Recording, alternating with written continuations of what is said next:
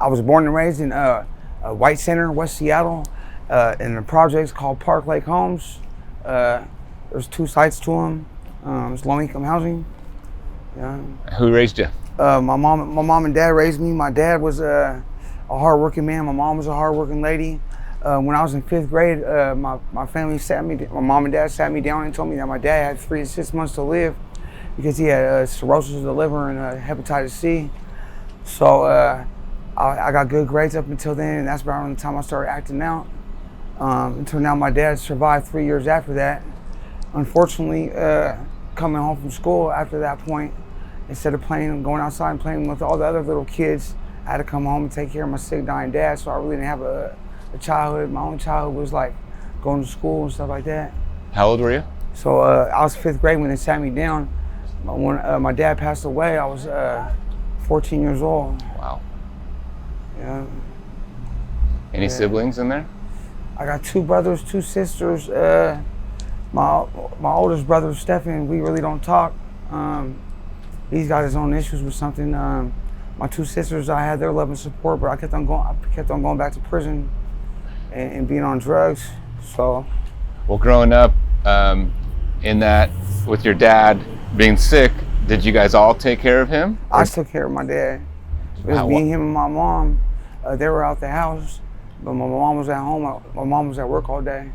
So I had to fill in those shoes when I came home from school until my mom got home. So when you say take care of him, tell me more about that. Give him his meals, his breathing treatments, anything that needed to be done around the house. Just anything he needed. He had a whistle, and he'd blow on the whistle whenever he needs something. And I'll bring him his water. It's just everything you could do for a sick, dying man that can't do nothing for himself, really.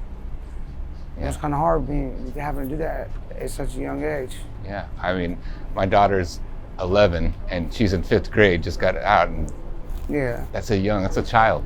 Yeah, absolutely. Yeah. Instead of being a child, I had to be a man-child, Yeah, he had to. After he passed away, you said you started acting out.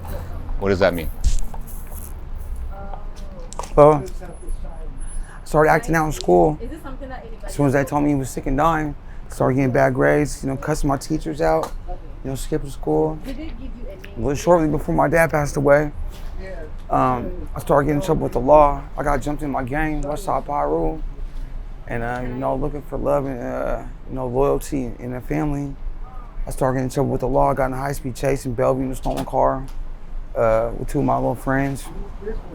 And actually, when I found out he was dying, I was in the juvenile. I got a visit from our probation officer that told me my dad was going to die, and that I need to go. Just giving me a pass to go see him in the hospital. And it said that if I needed to pass longer, I could fucking see the stand it. Well, it just turns out that I was getting out in 7 days, and my dad died in 7, and so that kept me there the whole time with him. And I got to see him, before he died, be there with him. And ever since then, I've been in and out of juveniles, in prisons, wasting my life away, strung out on drugs, searching to cover up the pain that, I have inside me. Yeah, coping, yeah. With that trauma. Yeah. Well, did you went to high school? I went to high school. I went to 9th grade. After 9th grade, I dropped out and was gangbanging full time, and just thugging it out, running the streets. Tell me about that lifestyle. Like, how many people were in that crew? And growing up, from when I first got jumped in, there was a bunch of it was probably like 20 of us, a bunch of young cats. Not caring whether we lived or died. But just those were my brothers, and they provided love and stability and loyalty, and it wasn't nothing like what it is today. Back then, if I had $20 in my pocket, my friend had 10. If I didn't have nowhere to go, he didn't have nowhere to go, and I couldn't go in this place if we were both homeless, or whatever we had, we spent half. It was a lot more or less. It was more about family back then. That's what I signed up for. But somewhere during the throughout the whole thing, it got sidetracked. How long were you doing that? I got put on when I was in '98, when I was 13. You know, I'm not active no more, but I'm still from where I'm from. You know, the lifestyle that I started living back then, it's been nonstop. I've been in prison 6 times, unfortunately. You know, looking at going back my 7th right now, I'm fighting a case, unfortunately. And well, I guess my question is, you know, that gang life. Are you out? Are you out of that lifestyle? I mean, or are you still? I'm not active. I don't go function and actively gangbang, search outside. I'm still from where I'm from. You know? Sure. So. And what is your current situation right now? As far as what? Your living situation. Right now I'm homeless. I just got out the joint again, out of prison. I'm currently homeless. You know, I'm looking for housing. You know, I got a new girlfriend. You know, we're trying to work things out and figure things out. And this is your first time being unhoused? No, I've been homeless since 22. I got out of prison in 22, and I got out and I was homeless. I've been homeless ever since, off and on. I've never had my own place since then. Gotcha. And is your mom still around? Yeah, my mom. She's still around, but she's not doing too well. I'm not allowed to go to her places because every time I go to her place, the door gets kicked in by the task force or DOC. So even though I'm not on DOC no more, you know, it's just something that a product of my past behaviors that I'm not allowed to go there like that. So, which I understand. Gotcha. Well, let's see. I don't know how old you are now. I'm 40. 40. But in your 30s, what's happening? 20s and 30s. Man, 20s faded away so fast.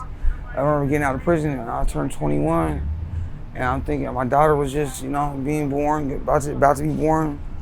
And I remember thinking like, oh man, I got some years to still fuck off and do what I do. You know, it'll be all right. I'll change when I turn 30. And then 20s crept up on me. I spent most of my 20s in prison, and thinking, you know, like, I remember thinking, well, if I just do this just a little bit different, I'll be okay. If I only get high on the weekdays, and I won't end up messing up and stealing stuff and going to prison again. But it all boils down to being complacent is the worst thing for you, because it keeps you stuck in trapped in time, man. I was wasting all my years thinking I'll change tomorrow, or it'll be okay when this happens. You know, change is about being better right now. Was there ever a time of I don't know, like some months or years of real change? Where you like got some help? I've never really sought help. I hear desire to. Absolutely, I'm on my way there. Like I'm speaking of before my change, the desire and effort to change now. I never really wanted to change, man. I always thought of the problems with you, not me, type deal. You know, not having any kind of accountability for my actions. You know, kept me stuck where I didn't want to be. You know. And Tycoon, what would change look like for you? Change looks like me from just being the better me today than I was yesterday. You know, it's about identifying character defects and you know, not just identifying them, but coming up with solutions on how we can be better. Yeah. You know, sometimes change comes in clumps. Sometimes it comes in big things. Sometimes it don't come at all. You know, it's a forever process. I know that. So fast forward. I spoke about not wanting to change. You know, it's about, you know, part of me wanted to and part of me knew I needed to. I just didn't feel like I was worth it or deserved it. You know, I felt like, you know, I remember when I was growing up, my mom asked me what I thought my purpose was in this world. And I remember telling her that I thought my purpose was for God made me to be a fuck up so he could tell all the little kids, look, don't be like him when you grow up. And I remember my mom told me that was the only time, that was the first time I ever broke her heart, was when I said that. And fast forward up until You know, I caught a case with this girl named Callie about a little bit over a year ago. And, you know, just sitting where I was at and all the surrounding factors and the thoughts of what could have been if I just would have stopped doing what I was doing, gave me the desire to make a commitment to change, man, start changing day by day. And, you know, not only just, you know, identifying things, but coming up with solutions for them. You know, today I want to be the best me possible. Some days I don't care whether I'll ever die. You know, but I just know that if it wasn't for the couple people I have in my life right now, I might already be dead, or just, you know, on my way there. I just got out the hospital with cellulitis. I became septic. I had a temperature of 104.1. They put a bag of ice under my arm, each armpit, on my neck, in front of my neck, and between my legs, and told me, hey, we don't know what your beliefs are in a higher power, but you might want to pray to your higher power and ask for protection because you might not make it. My body's finding out the temperature, and I got so high of a temperature that, you know, life was in question. And that really opened up my eyes too, man. This is about a week ago. You know, opened up my eyes, man. Like, I don't want to die, you know. When she told me that, like, that really hit me, you know. I'm missing out on a lot. What I guess the question is, what do you want? I just want to be happy. I want to be a father.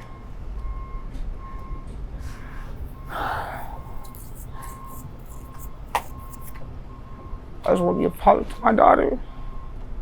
I want to be a good boyfriend, a good son, and people could trust. I don't want nobody to be scared of me or afraid of me. Because there's places where I go and people are just afraid of me. People are scared of me or what I'll do to them. And that's not what I want. I want people to feel comfortable and they can be themselves. You know, I want to make a difference. I want to be able to help the troubled youth out. You know, because when I was growing up and I was getting jumped in my game, I got put through the ringer, man. The shit I had to go through, the shit I had to see, like, I don't want no kid to go through that, man. You had to go through what I went through. It's a lot easier these days on gang members, kids growing up. But back when I was coming up, man, it was rough, man. You know, I just don't want people to go through what I went through. I don't want to be strung out on drugs, man. I want to be able to be the best version of myself. Because I'm the best I know. Like, I don't think there's too many people that are better than me. I'm not saying that as in like I'm better than them. I'm just talking about in general, just better. You know? How old's your daughter? She's 18. You in contact with her? She's turned 18. We've been on the rocks for a little bit. I haven't had no contact with her. But, you know, my mom reached out. I was supposed to go see her this last weekend, but then I called my mom, and I guess things didn't work out the way it was supposed to. So, you know, God willing, I'll see her soon. It's my pride and joy. When was the last time you seen her? Man, I ain't seen my daughter for like 10 years since I got out of prison. I know, I got out of prison and I got to see her. And it was messed up because, actually, I'll take it back, it was 2012. That's a little bit longer than 10 years. You know, I got out of prison and I was only out 12 days. I got in a high-speed chase and I hit an 82-year-old pedestrian in the crosswalk. Barely escaped hitting his two granddaughters that were in the crosswalk with him. Hit two police that jumped outside their car, moving car. And yeah, so I was given the opportunity to see my daughter every day pretty much at that point. But when that happened, that kind of, you know, shell-shocked my baby's mom and gave her the justifications of her excuse for not letting me see my daughter before, because she said, I don't want you to see your daughter because, oh, you're gonna hurt her by going in and out of prison. And I know she always did that to just hurt me, but by me going in and out, that gave her a legitimate reason to say that. And I never used to see it like that. I used to get down, oh, fuck her, she's a piece of crap. But when it all boils down to it, that's what's been best for my daughter. You know, I want my daughter to be happy and be safe. That's the number one thing. Yeah, that's tough. Yeah, because it's like you want her to be safe, but Yeah. from that relationship Yeah. where you were at then. It's hard out here, being who I am, from where I'm from, and just have to, wonder about going to sleep. If I'm not gonna wake up to somebody trying to run into my tent and steal all my stuff, or hurt my girl, or even try to hurt me, So I feel like I gotta stay ready, man. It's kind of hectic sometimes out here, Yeah. having to worry about that. And you've been out here since 2022? Yeah. So it's about 3 years. Yeah. 22. I got out of prison in January 22. I got out with COVID, quarantined in a motel for 4 days, and then shot to Spokane. Was in Spokane for 5 months and got shot back out here. The stuff I've seen and been through. Like I've been asleep on the couch and wake up to dude's brains flying in my face, and get shot right next to me, like the brain matter in my face. Being homeless and just being in the wrong place. It could have been me. And the other stuff I've seen people die, overdose and die. I've seen people get fucking shit beat out of them for nothing. You know what I mean? And when something like that happens, you kind of find yourself feeling helpless. You want to help the person, but then again, you don't want that to be you. So, I'm just working today. I'm working on being more kinder, having kinder things to say to people. A couple more questions. Your daughter may see this, Yeah. or may not, but is there anything you'd say to her? I just let her know that Dad loves her, and that I am trying my hardest to rebound from my past choices, and that to not give up on me, because we got so much further ahead of us than we have behind us. And I'm looking forward to seeing her, and I love her. It means the world to me. One last question. Tycoon, is there anything you'd want the people of Seattle to know? I just want the people of Seattle to know that not everybody who does drugs and everybody who's out here in the streets, we're not bad people, man. And that, I just want them to know that I'm way more of a product than my past choices. If they could reach inside my heart, reach inside my head, peek inside it, get a small glimpse, they would, they get a better understanding of what we go through every day. And I just want to say, sorry for all the things that people did to people out here. Just know that everybody's not like that, man. There's some good people out here. And I really appreciate the chance to tell my story. Yeah, thanks for your time. Appreciate it. Good to hear your voice. Thank you, man. I appreciate you, man. Yeah, hang in there, man. Hang in there. I'm trying.